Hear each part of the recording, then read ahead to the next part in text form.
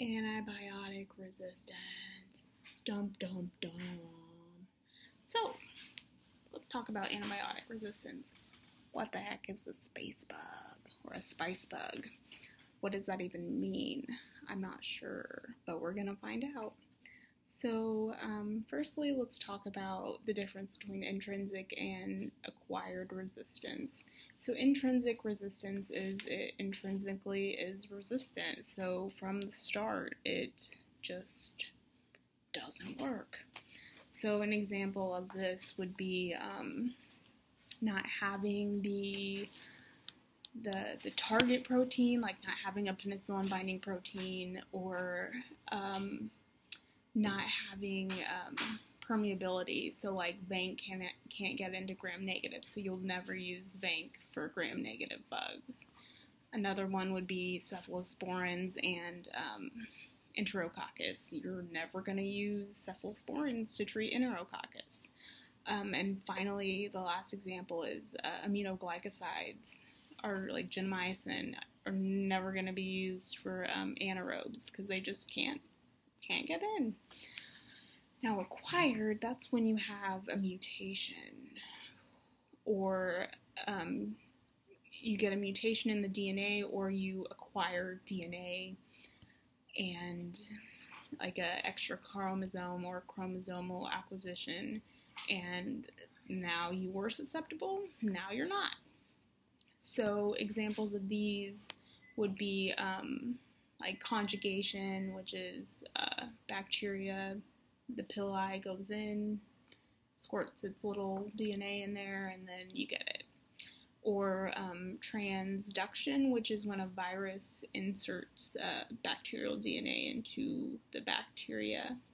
Or you can do just good old transformation, when it just free-floating DNA is just there and sucks it all up. So mechanisms of resistance, there's enzymatic inactivation, so carbapinamases, beta-lactamases, alteration in target site, penicillin-binding proteins, topoisomerase, ribosomes, and then altered cell permeability. So that would be efflux pumps and porins, like change of the porins, not letting the antibiotic get in. So let's talk about cephalosporinases and AMP-C. So what is AMP-C? So it's a gene. It's a gene that produces beta-lactamase. We don't like beta-lactamase. So at first, you have the AMP-C gene and it's repressed. So it's there, but it's not on. Then all of a sudden you have an inducer. So what's an inducer? An inducer would be an antibiotic. So we got our penicillin G, our first generation cephalosporins, and ampicillin is a good one, as well as cefoxetine, the weird second generation cephalosporin. So those are all inducers. So when they induce that gene, it gets de-repressed, and it turns on, and beta-lactamase is like, all over the place. Yes, so what do? You use, it's inhibited by ceftazidime and avibactam, so you can use those bad boys when your beta-lactam is going crazy. So this is where the space drug comes in. So spice and space, the I and the A are the only different ones. So it's Serratia, Pseudomonas, we'll skip the A, the I, Citrobacter, and Enterobacter. And the A stands for Acinetobacter, and the I stands for Endoproteus, Endoprovidencia, and Endomorganella. So they're like, let's just shove Indole in there and you can learn the rest. But that's the ones that have AMP-C, just chilling in their genes. So, next one we'll talk about is ESBL. This is seen in Klebsiella and E. coli a lot. So Klebsiella, E. coli, ESBL. What does ESBL even stand for? Extended spectrum beta-lactamase mediated resistance. So it's a beta-lactamase, and the problem is you can't use beta-lactams. And those are pretty good drugs. If you think about it, a lot of them are used. So the drug of choice when you have an ESBL producing bug is carbapenems, like meropenem, imipenem.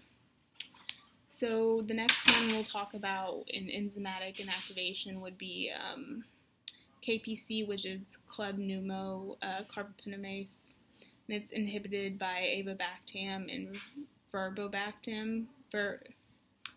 Vaborbactam is vaborbactam plus meropenem, or you can use the ceftazidime with the avibactam. Problem solved. KPC, Klebsiella pneumocarbapenemase. So the next is altered target sites. So we think of this in terms of so fluoroquinolones inhibit topoisomerase for protein synthesis. So when you alter topoisomerase, fluoroquinolones don't work. And you see this a lot in gram-negative bugs and strep pneumo. Another example of this is ribosomes. So ribosomes, macrolides, aminoglycosides, and clindamycin all use ribosomes in their mechanism of action. So in macrolides, strep pneumo can alter their ribosomes, so macrolides don't work. In aminoglycosides, gram-negative bugs alter the ribosome, don't work. And then clindamycin uses ribosomes, so any bug alters that ribosome. And then we have efflux pumps. So efflux pumps are pretty bad in strep pneumo and Pseudomonas. So Pseudomonas and strep pneumo, efflux pumps are seen with fluoroquinolones, macrolides, and carbapenems, and then tetracyclines, gram-negatives, tend to have efflux pumps. So macrolides, fluoroquinolones, and carbapenems, Pseudomonas, strep pneumo, and then gram-negative for tetracyclines. Then reduced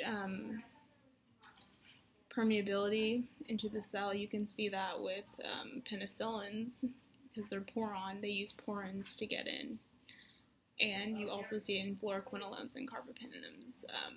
Big bugs for this one are Enterobacteriaceae, and Pseudomonas. So basically, you don't want Pseudomonas. But thank you for listening. Hopefully I can come up with a couple more lectures to kind of refresh our brains. I think we had these lectures first. They didn't quite make sense because we didn't know any of the bugs and the bacteria, or the bugs and the drugs at that point, so maybe it'll click more now. I know it clicks more for me. Adios.